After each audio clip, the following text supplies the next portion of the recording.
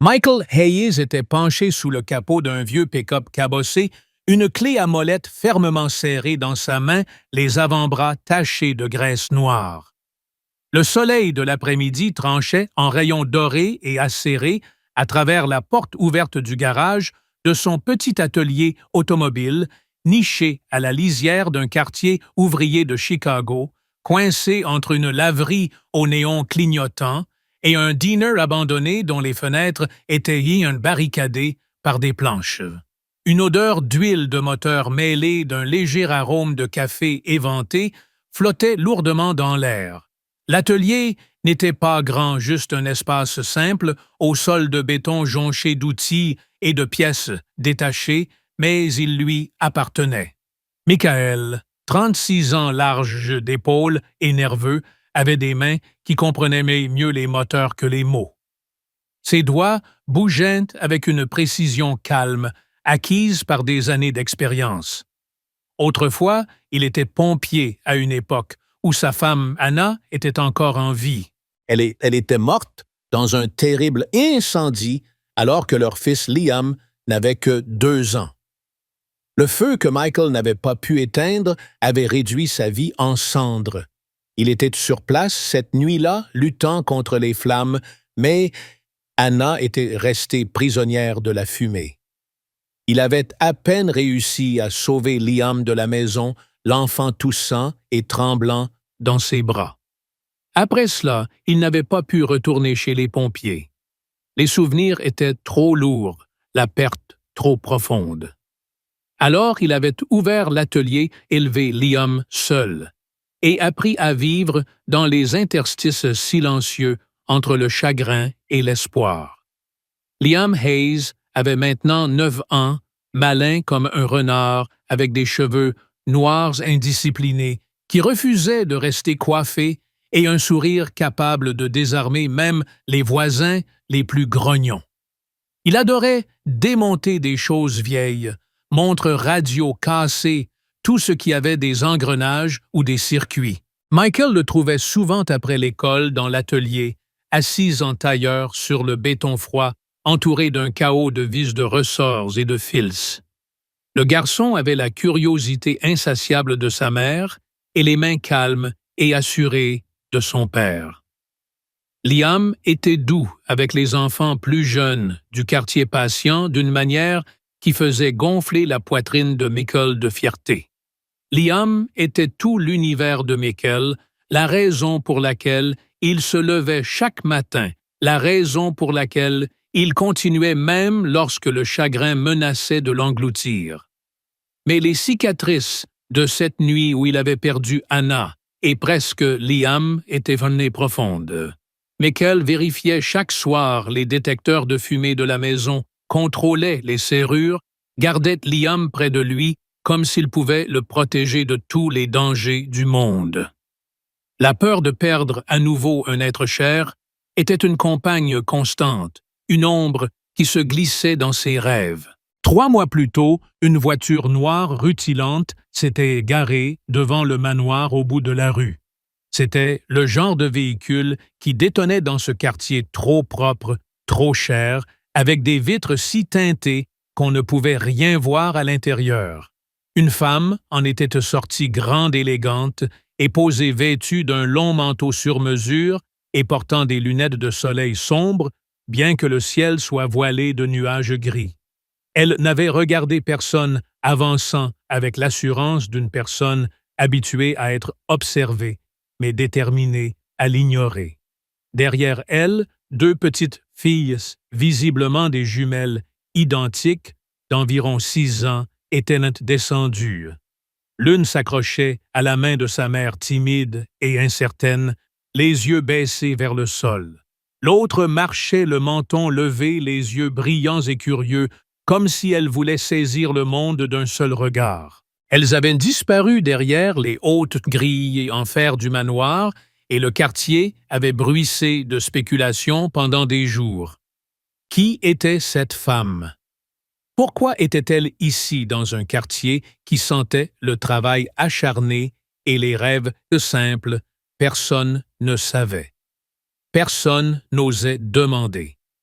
Les grillés restaient fermés, la maison silencieuse comme un monolithe, gardien de secrets. Son nom était Elena Vargas.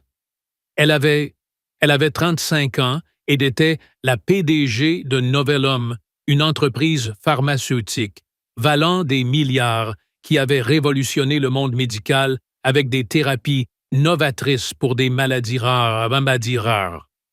Elena était intouchable dans les salles de réunion, brillante, implacable, avec un contrôle froid qui inspirait la crainte à ses adversaires.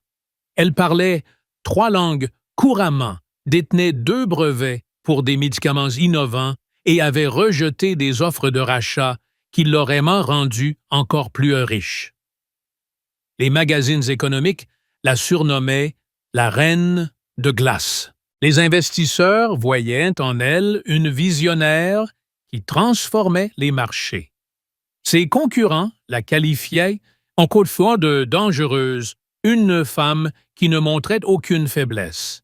Mais personne ne savait qu'elle avait des enfants.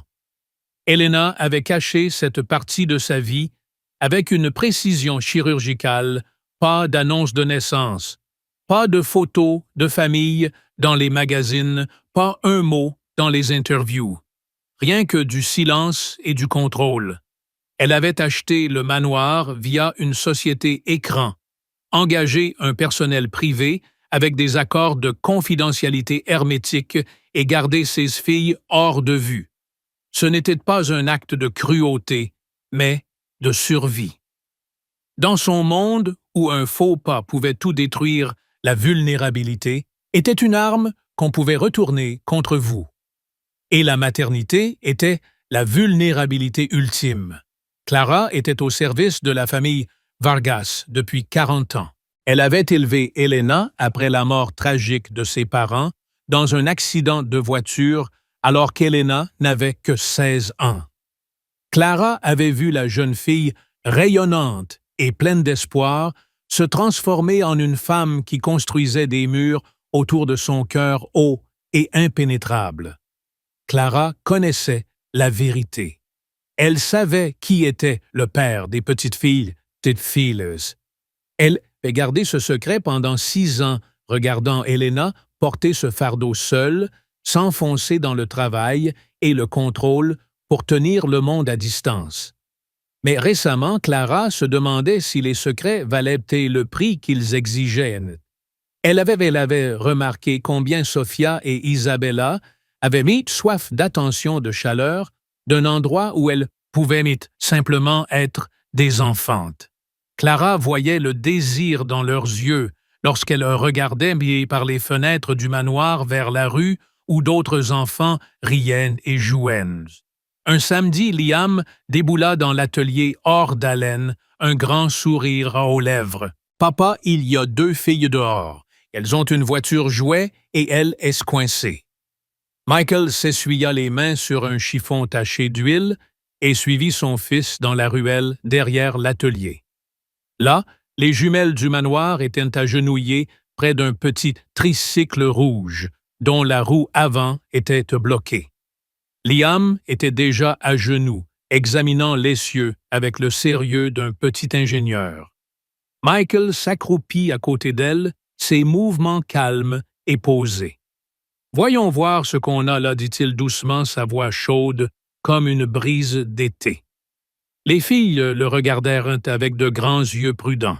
L'une d'elles, et la plus timide, murmura « Vous pouvez le réparer. » Michael sourit un sourire qui inspirait la confiance. « Je peux réparer presque tout. » Il sortit un tournevis de sa poche arrière et libéra la roue en moins d'1 minute. Les visages des filles s'illuminèrent lorsque le tricycle roula à nouveau. « Merci, dirent-elles, à l'unisson, leur voix claire de joie. Liam rayonnait fier, comme un petit héros. « Je m'appelle Liam. Et vous vous appelez comment? » La plus calme, dit doucement Sofia. La plus audacieuse sourit largement Isabella. Ainsi commença tout. Dans les semaines qui suivirent, Kuda, Sofia et Isabella apparurent de plus en plus souvent à l'atelier. Sofia était la silencieuse réfléchie et prudente, ses yeux observant tout avant de faire un pas. Isabella était un tourbillon, posant des questions sans arrêt, toujours en mouvement, son rire clair et contagieux comme des cloches au loin. Elle s'asseyait sur des caisses en bois renversées, les jambes pendantes, et regardait Hannah et Michael démonter des moteurs ou changer des pneus. Liam leur montrait ses derniers projets, une pièce de moteur démontée qu'il voulait remonter ou un robot improvisé construit avec de vieux câbles et des piles trouvés dans l'atelier. Michael ne posait jamais de questions sur leur mère. Il supposait qu'elle était occupée, les gens riches l'étaient souvent. Mais il remarquait combien les filles avaient de soif d'attention, de chaleur, de quelqu'un qui les voyait simplement. Leurs yeux le suivaient lorsqu'il se déplaçait et leurs petites mains s'accrochaient aux paroles de Liam comme si elles étaient une encre dans un monde qui leur était étranger. Un après-midi, alors que Michael fermait l'atelier, le soleil bas sur les toits de Chicago, il la vit, la femme du manoir. Elle se tenait au bord de la propriété, à moitié cachée dans l'ombre d'un vieux réverbère, les bras croisés observant. Elle ne s'approcha pas, restant là immobile comme une statue, son visage caché derrière ses lunettes de soleil. Michael croisa son regard une fraction de seconde assez longtemps pour voir quelque chose qu'il ne pouvait nommer de la solitude peut-être, ou de la peur, quelque chose de brut, d'indéfendu, qui ne correspondait pas à la façade froide. Puis elle se détourna et partit ses talons claquant doucement sur l'asphalte, un son qui résonnait dans le silence du soir.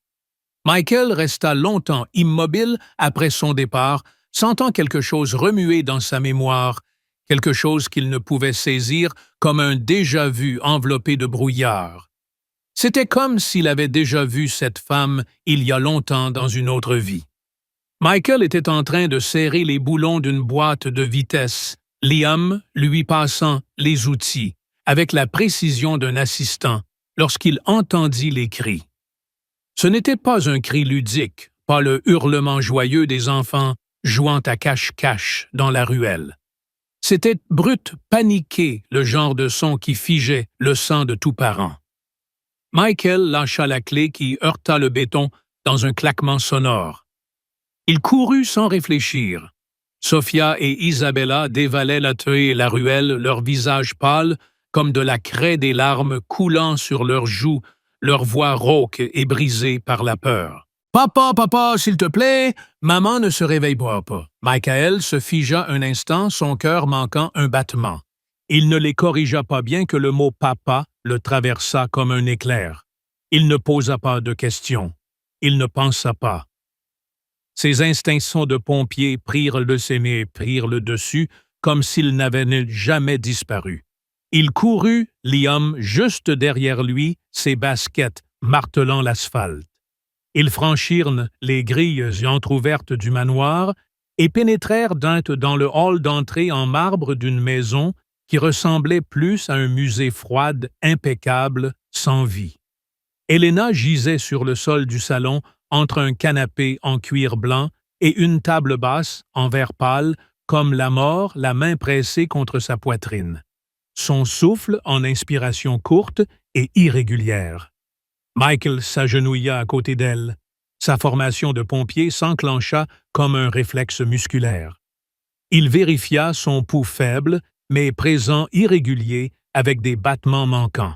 Il inclina sa tête en arrière, sécurisa ses voies respiratoires, s'assura que sa langue ne bloquait pas sa gorge. « Appelle le 911 » cria-t-il à Clara, qui se tenait figée dans l'encadrement de la porte, la main sur la bouche, les yeux écarquillés de terreur. Isabella sanglotait, luttant pour respirer entre ses cris, ses petites mains tremblantes. Sofia était silencieuse, ses yeux grands et vides, sa petite main serrant celle de Liam si fort que ses phalanges étaient mains blanches. Michael resta calme. Il le fallait. Il garda ses doigts sur le poignet d'Helena, comptant les battements, observant sa poitrine se soulever et s'abaisser, lui parlant bien qu'elle ne puisse l'entendre. « Reste avec moi, Helena. Tout va bien se passer.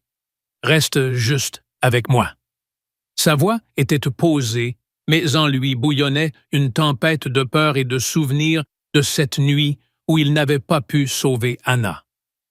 Lorsque les ambulanciers y arrivèrent, ils travaillèrent vite, avec la précision d'une équipe bien rodée. Ils placèrent Helena sur une civière, la branchèrent à des moniteurs se déplaçant avec une efficacité éprouvée. Les jumelles tentèrent de les suivre, leurs petits pieds trébuchant sur le sol de marbre. Michael les prit dans ses bras, une dans chaque, leur corps léger, comme des plumes, mais lourds de peur. « Vous venez avec moi, » dit-il doucement, sa voix ferme mais tendre.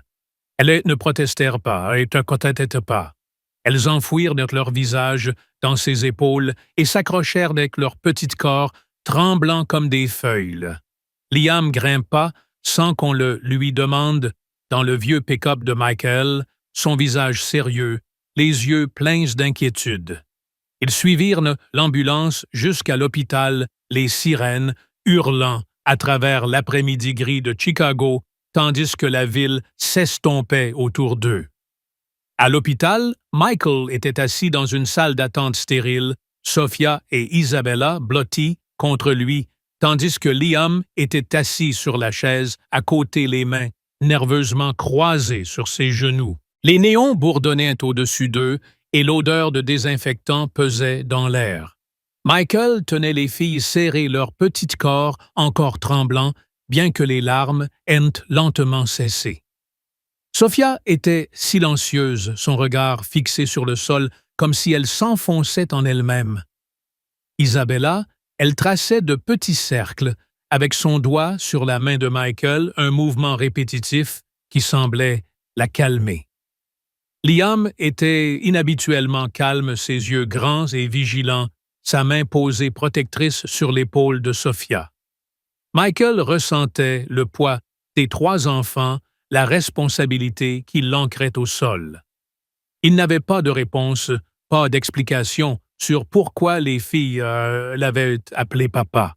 Mais ses yeux lui rappelaient, Liam Anna, quelque chose d'enraciné profondément dans son âme. Les souvenirs de la nuit de l'incendie lorsqu'il avait sauvé Liam des flammes surgissaient dans son esprit, se mêlant au chaos du moment. Il repoussa ses pensées. Ce n'était pas le moment. 1 heure plus tard, un médecin sortit un homme aux cheveux gris et au visage sérieux. « Helena Vargas a une arythmie cardiaque », expliqua-t-il, non diagnostiquée auparavant. L'effondrement était une combinaison de stress aigu et d'épuisement. Elle est stable, mais elle a besoin de repos. Un repos absolu. Michael hocha la tête, la gorge sèche. « Puis-je la voir ?» Le médecin hésita, jeta un coup d'œil aux filles, puis acquiesça. Mais brièvement. Michael se leva les jumelles, s'accrochant à ses mains. « Vous restez avec Liam, » dit-il doucement. Isabella voulut protester, mais Liam passa un bras autour d'elle. « Je vais m'occuper d'elle, papa, » dit-il sa voix ferme, bien que ses yeux soient pleins de questions. Michael lui ébouriffa les cheveux, reconnaissant de la force de son fils, et descendit le couloir.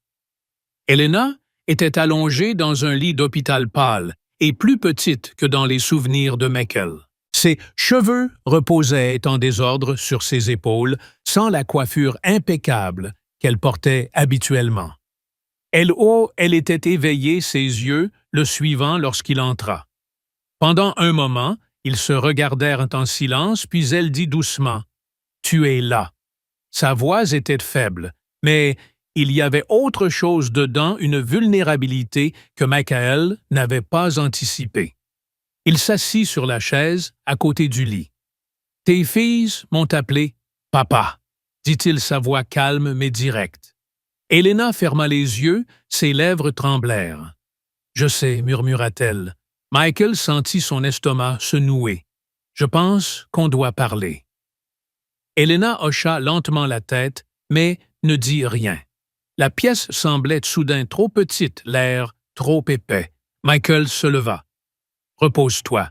On parlera plus tard. » Il partit sans se retourner, mais le poids de ses mots ou de son silence le suivit. De retour dans la salle d'attente, il trouva les enfants enveloppés dans une couverture fournie par une infirmière. Clara était arrivée entre-temps, ses mains tremblaient alors qu'elle serrait les filles dans ses bras. « Merci, » murmura-t-elle à Michael, les yeux pleins de larmes. « Je ne sais pas ce qu'on aurait fait sans toi. » Michael hocha la tête, incapable de trouver des mots. Il ramena les enfants dans sa petite maison à quelques rues de l'atelier.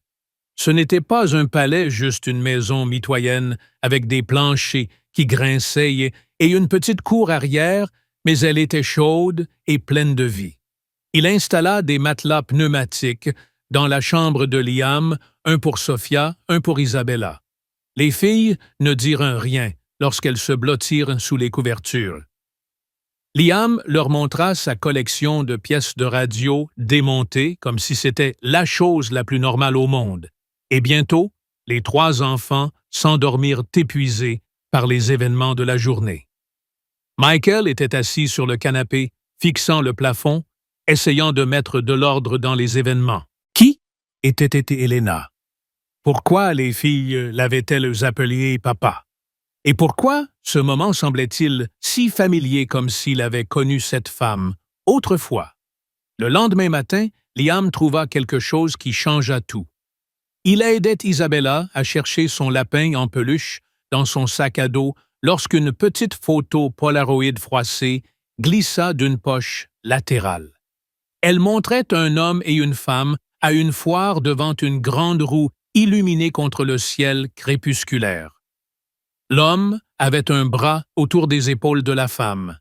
Elle riait, la tête rejetée en arrière, ses cheveux captant les dernières lueurs du jour. L'homme souriait détendu heureux. L'homme était Michael, la femme était Helena.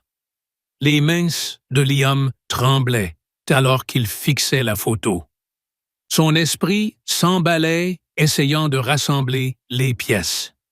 Finalement, il la montra à Michael, alors que les filles dormaient. Michael prit la photo, ses doigts, caressant les bords usés. Son visage était figé, mais ses yeux le trahissaient. Ils étaient rouges, pleins d'émotions qu'il ne pouvait exprimer. « Je me souviens, dit-il enfin, sa voix à peine audible. C'était il y a 6 ans, à une foire dans le Wisconsin. J'avais besoin d'une pause après une intervention difficile chez les pompiers. J'ai rencontré une femme. On a parlé pendant des heures. Elle était intelligente, drôle vivante. On a passé une nuit ensemble. Elle m'a dit de l'appeler Lena. Elle était partie avant que je me réveille. Je l'ai cherchée pendant des semaines. Je suis retourné à la foire, j'ai posé des questions. Rien. C'était comme si elle n'avait jamais existé. Il regarda Liam, sa voix se brisa. Je crois que Sophia et Isabella sont mes filles. Le lendemain, Clara trouva Michael devant le manoir, assis sur le trottoir, les yeux fixés sur les grilles en fer. Sans un mot, elle lui tendit une enveloppe Kraft. À l'intérieur se trouvaient les certificats de naissance de Sophia et d'Isabella. Le champ pour le père était vide, mais agrafé au certificat. Il y avait un test ADN d'un laboratoire privé daté de 2 mois après la naissance des filles. Le test confirmait ce que Michael soupçonnait déjà, il était leur père biologique. Clara le regarda dans les yeux. Elle avait peur, dit-elle doucement. Elle pensait que si quelqu'un apprenait qu'elle était tombée enceinte après une nuit avec un étranger, tout ce qu'elle avait construit serait détruit. Le conseil d'administration l'aurait évincé, la presse l'aurait qualifié d'irresponsable. Michael serra les poings, les papiers craquant dans ses mains. Elle n'avait pas le droit, dit-il, sa voix dure. Clara ne contredit pas. Non, dit-elle simplement. Elle ne l'avait pas. Michael se rendit seul à l'hôpital le lendemain. Les enfants étaient avec Clara. Cette conversation devait se tenir sans petites oreilles. Elena était assise dans son lit entourée de papiers, rapports graphiques et emails qu'elle essayait de gérer même à l'hôpital. Elle leva les yeux lorsqu'il entra et pendant un instant son masque tomba. Elle semblait épuisée, fragile, mais sa voix était ferme lorsqu'elle dit « Je sais pourquoi tu es là ». Michael croisa les bras et s'appuya contre le mur. Vraiment. Elena posa les papiers, ses mouvements lents comme pour gagner du temps. « Tu veux savoir pourquoi je ne te l'ai pas dit ?» Michael soutint son regard. « Je veux savoir pourquoi tu pensais avoir le droit de me cacher mes filles pendant 6 ans. » Elena tressaillit, une petite fissure visible dans sa façade. « J'ai construit un empire, Michael, dit-elle. Après la mort de mes parents, je n'avais rien. J'ai gravi les échelons dans une industrie qui déteste les femmes, qui cherche la moindre erreur pour nous faire tomber. S'ils avaient su que j'avais des enfants, que j'étais tombée enceinte après une nuit avec un pompier de Chicago, j'aurais tout perdu. Le conseil d'administration m'aurait mise à la porte. Les investisseurs auraient m'être retiré leur argent. J'aurais été qualifié d'irresponsable, de frivole. Tout ce pourquoi j'ai travaillé aurait disparu. » La voix de Michael était froide, contrôlée, mais la colère bouillonnait en dessous. « Donc, tu as mis le pouvoir avant tes enfants. » Les yeux d'Elena flamboyèrent dangereusement. J'ai choisi la survie. Pour elle. Pour moi. Je leur ai tout donné, un foyer, une éducation, la sécurité. Tu n'as aucune idée de ce que c'est que mon monde. Michael fit un pas en avant, sa voix plus basse, plus tranchante. Et toi, tu n'as aucune idée de ce que c'est d'être parent. Les vrais parents ne cachent pas leurs enfants comme des secrets honteux. Ils ne mentent pas. Ils ne s'enfuient pas. Ils sont là chaque jour, même quand c'est dur. La façade d'Elena s'effondra. Ses mains tremblaient. « Je ne me suis jamais enfuie, dit-elle, mais sa voix avait perdu son tranchant. Michael se redressa. « Tu t'enfuis depuis qu'elles sont nées. Tu as construit une forteresse et tu t'y es enfermé. » Il se dirigea vers la porte. « Je suis leur père. J'ai des droits. Et je ne vais nulle part. » Il quitta la pièce, laissant ces mots planer dans l'air. Dehors, Liam attendait, les yeux rouges. « J'ai entendu certaines choses, » dit-il doucement. Michael le prit dans ses bras. « Ouais, » dit-il. « Moi aussi. » Mais le calme fut de courte durée. 2 jours plus tard, l'histoire éclata dans les médias. Un employé de l'hôpital avait vendu une photo à un tabloïd. Elle montrait Michael portant les jumelles dans la salle des urgences, son visage tendu par l'inquiétude, les filles accrochées à lui.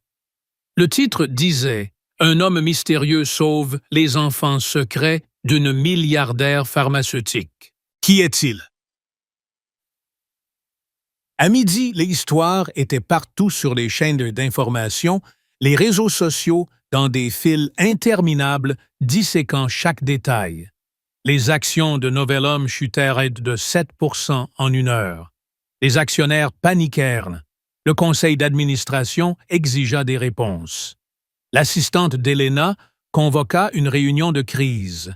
Des reporters campaient devant l'atelier de Michael criant des questions dès qu'il ouvrait la porte. L'école de Liam appela inquiète des photographes qui attendaient devant les grilles. Michael ignora les appels, les offres des journaux qui voulaient mettre son histoire. Il se concentra sur les enfants, sur tous les 3. Sophia et Isabella restèrent avec Michael et Liam depuis que Elena était sortie de l'hôpital. Les médecins avaient insisté pour qu'elle ne rentre pas seule chez elle. Clara apporta leurs affaires, vêtements, jouets, les petites choses dont les enfants avaient besoin. Michael installa des matelas pneumatiques, dans la chambre de Liam. Isabella revendiqua celui près de la fenêtre Sophia, celui à côté du lit de Liam. Il cuisinait des repas simples, spaghettis pancakes, des choses que lui et Liam aimaient. Les filles mangeaient sans se plaindre et écoutaient Michael leur lire des histoires pour s'endormir. Elles ne demandaient mis par leur mère, mais elles s'accrochaient à lui comme s'il était leur seul point d'ancrage dans leur monde. Mais le monde extérieur devenait plus bruyant. Les gros titres devenaient plus venimeux. Les enfants secrets de la Reine de Glace, un scandale secoue Novellum. L'entreprise d'Helena était sous le feu des critiques, et Michael sentait les murs se refermer. Puis, Liam trouva autre chose. Les enfants jouaient dans l'atelier, pendant que Michael travaillait sur un moteur.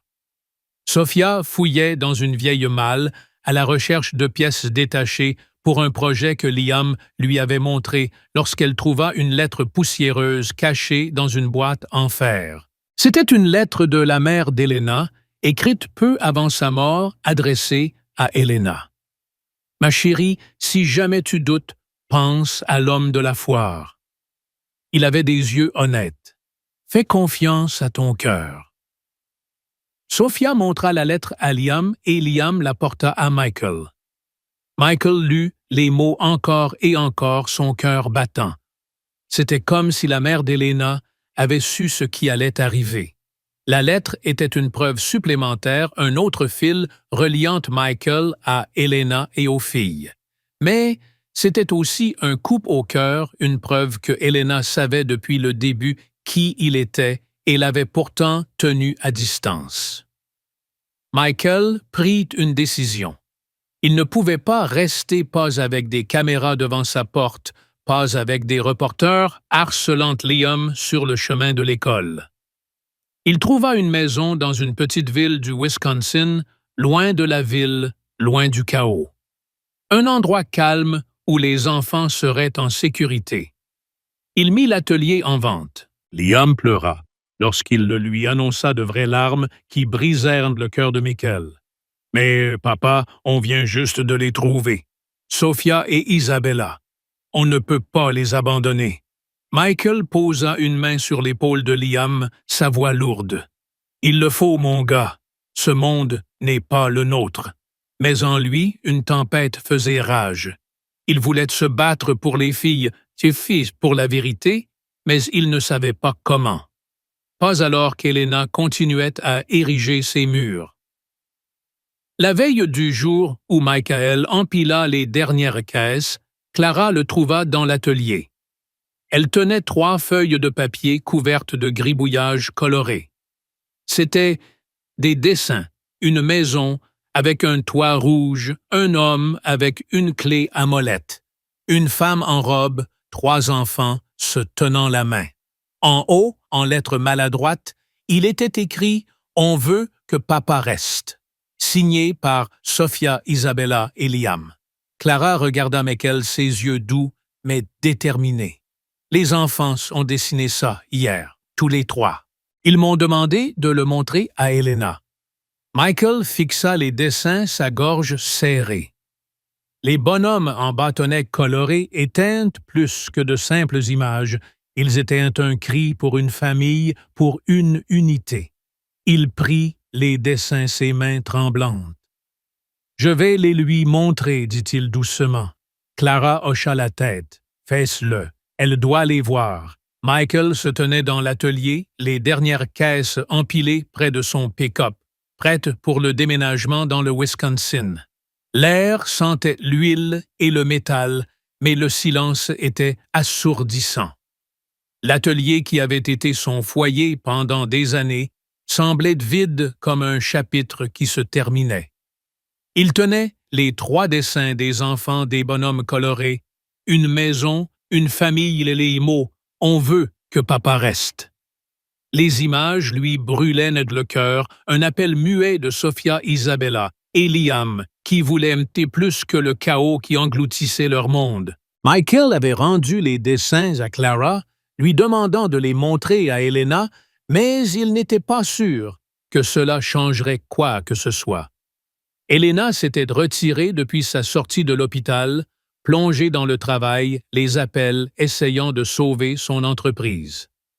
Les gros titres devenaient de plus en plus toxiques, les spéculations sur ses enfants secrets, et l'homme mystérieux se propageant comme un feu de forêt. Les actions de Novellum continuaient de chuter. 2 autres membres du conseil d'administration avaient démissionné, et un concurrent sans scrupules, un investisseur nommé Richard Holt, profitait de la crise pour évincer Elena de la direction. Mais Michael s'en moquait. Il voulait seulement protéger les enfants Liam, Sophia, Isabella. Il voulait leur offrir une vie loin des caméras et des gros titres. Mais ce soir-là, alors que les étoiles scintillaient au-dessus de Chicago, il entendit des pas. Elena se tenait à l'entrée de l'atelier encore en tailleur, les cheveux en désordre, les yeux rouges. Elle tenait les dessins des enfants, ses doigts tremblants. « Michael, dit-elle doucement, sa voix se brisant. Il posa la caisse qu'il portait et se tourna vers elle. « Tu viens dire au revoir », sa voix était calme, mais teintée de douleur. Elena s'approcha, serrant les dessins. « Non, dit-elle, je suis venue dire que j'avais tort. » Michael fronça les sourcils attendant. Elena prit une profonde inspiration, sa voix tremblante. « J'ai passé ma vie à construire des murs. Je pensais que c'était de la force.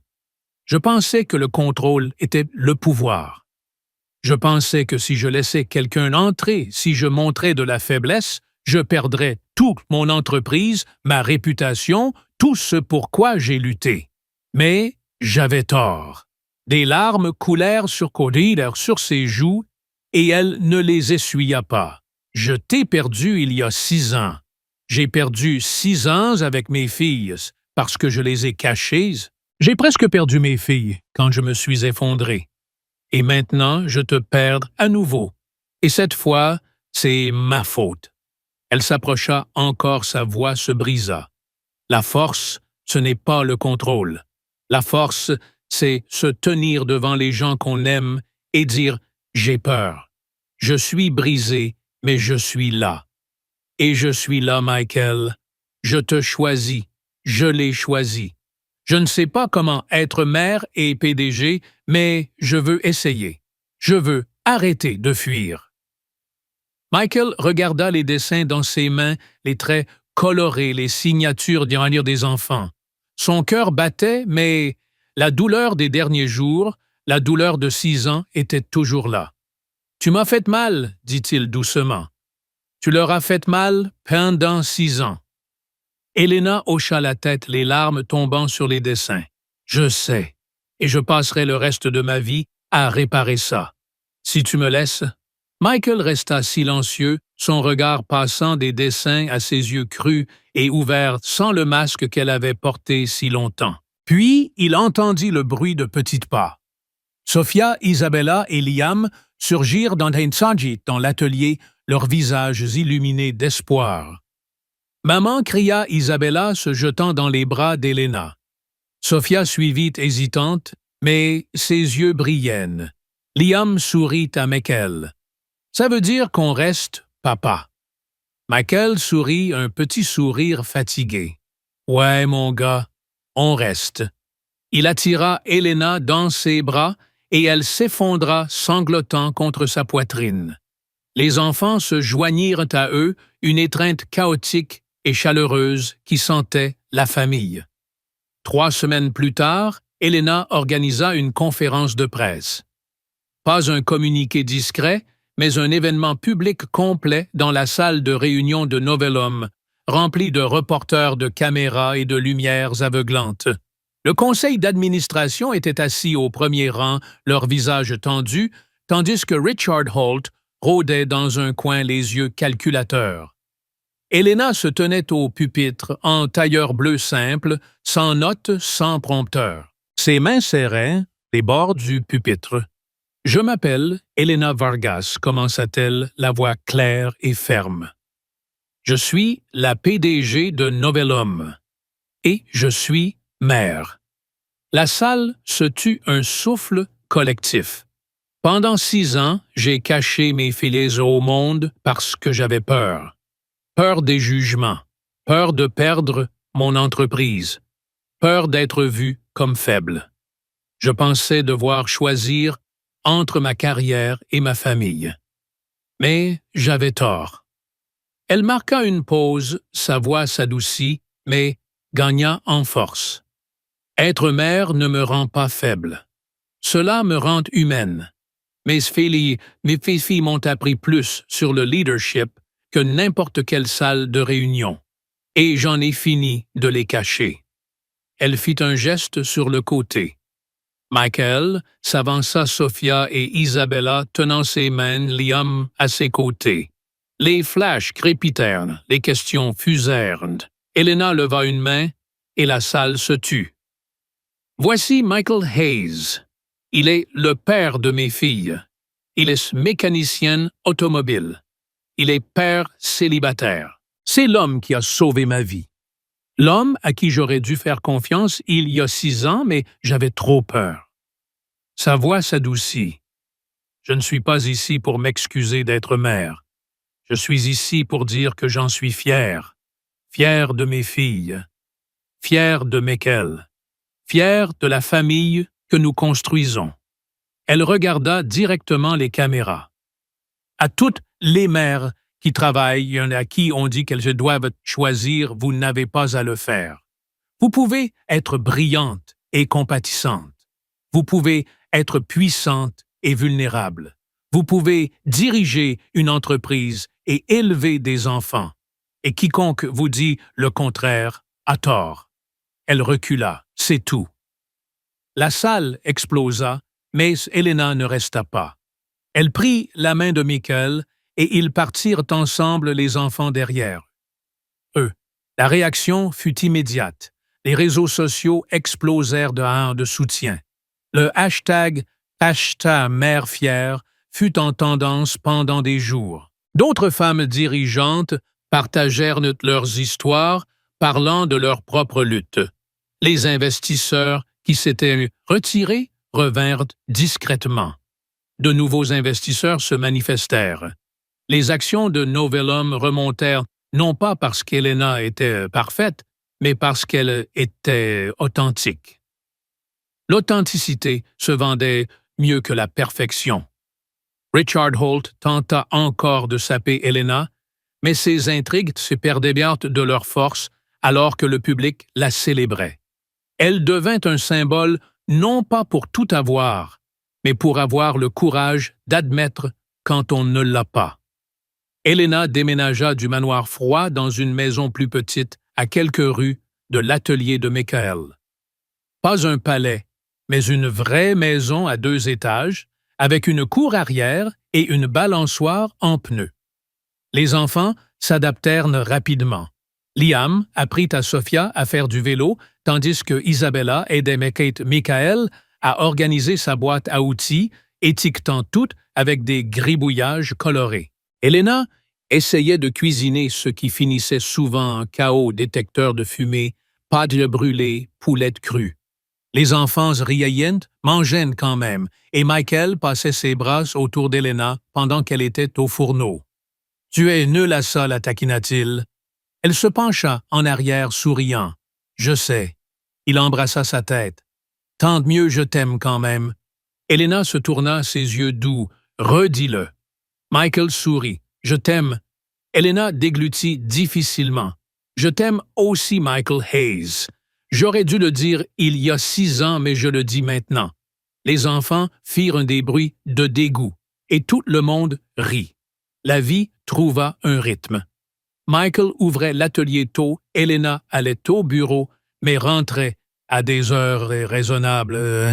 Ils dînaient ensemble, de vrais dîners autour d'une vraie table. Ils aidaient avec les devoirs, donnaient le bain aux enfants, lisaient des histoires, des choses normales, des choses magnifiques. Le week-end, ils allaient au parc. Michael poussait les filles sur les balançoires, tandis qu'Helena et Liam faisaient voler un cerf-volant. Ils ressemblaient à n'importe quelle autre famille, et pourtant, leur histoire était unique, forgée dans la douleur, les secrets et un courage qui les unissait.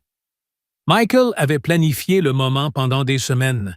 Il avait mis Clara dans la confidence, demandé à Liam et aux filles de garder le secret acheter la bague chez un petit bijoutier en ville. Il savait qu'Helena jouait aux échecs tous les soirs sur la terrasse de la nouvelle maison, sa façon de se vider la tête. Alors, il prépara l'échiquier, les pièces, dans sa position d'ouverture préférée, mais avec un changement. À la place de la Reine Blanche, il y avait une petite boîte en velours au centre de l'échiquier. Les enfants étaient dans le cou caché derrière la porte de la terrasse, à peine capables de contenir leur excitation.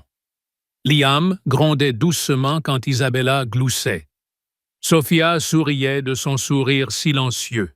Quand Helena sortit enveloppée dans un cardigan, elle vit l'échiquier immédiatement. Elle fronça les sourcils. « Michael, qu'est-ce que… » Puis, elle vit la boîte. Son souffle se coupa, sa main vola à sa bouche. Michael sortit de l'ombre, les lumières de la ville scintillant derrière lui. « Il y a 6 ans, j'ai rencontré une femme à une foire, commença-t-il doucement. Je ne connaissais pas son nom. Je ne savais pas d'où elle venait. Mais elle a changé ma vie. Elle m'a donné 2 filles magnifiques.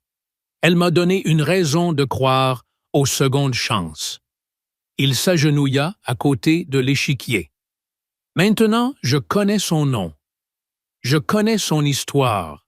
Je connais ses peurs, sa force et sa cuisine désastreuse. » Helena rit à travers ses larmes. « Je sais qu'elle est brillante, courageuse et têtue. Je sais qu'elle est fait la meilleure chose qui me soit arrivée, et je sais que je veux passer le reste de ma vie avec elle. » Il ouvrit la boîte. À l'intérieur se trouvait une bague simple en argent avec un petit diamant qui captait la lumière. « Helena Vargas, veux-tu m'épouser? » Les enfants surgirent par la porte. « Dis oui, maman » cria Isabella. Sophia tira sur sa manche. « S'il te plaît, dis oui » murmura-t-elle. Liam sourit. « On a déjà choisi un gâteau. Chocolat avec des fraises. » Helena rit, s'agenouilla à côté de Michael. Elle le regarda, cet homme qui l'avait sauvée de toutes les manières possibles, qui l'aimait quand elle ne savait pas s'aimer elle-même. Elle prit la Reine Blanche, la replaça à sa position, puis tendit sa main gauche. « Échec et mat » murmura-t-elle. Michael glissa la bague à son doigt. Elle allait parfaitement. Il se leva, la prit dans ses bras et l'embrassa, tandis que les enfants poussaient des cris de joie. Clara apparut avec du champagne pour les adultes et du jus de pomme pour les enfants. Ils trinquèrent au nouveau départ, aux secondes chances, aux familles construites à partir de pièces brisées à l'amour qui valaient la peine d'attendre. Alors que les lumières de Chicago scintillaient en dessous, Helena réfléchit à tout ce qu'elle avait appris. Elle avait cru que la force signifiait tout porter seule, cacher chaque faiblesse. Mais elle avait tort.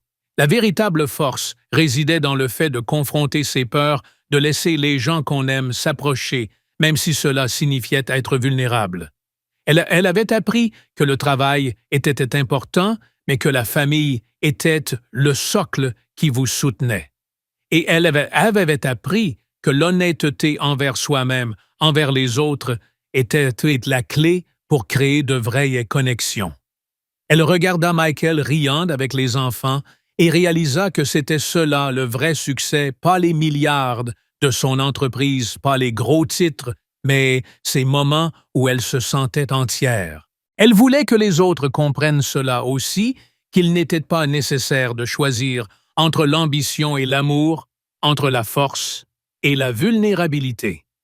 On pouvait tout être si l'on avait le courage de rester fidèle à soi-même. Les 5 se tenaient sur la terrasse, enlacés les uns dans les autres, la ville scintillant qu'en dessous l'avenir ouvert et lumineux devant eux. Une famille imparfaite, réelle, unie. Et c'était tout ce qui comptait.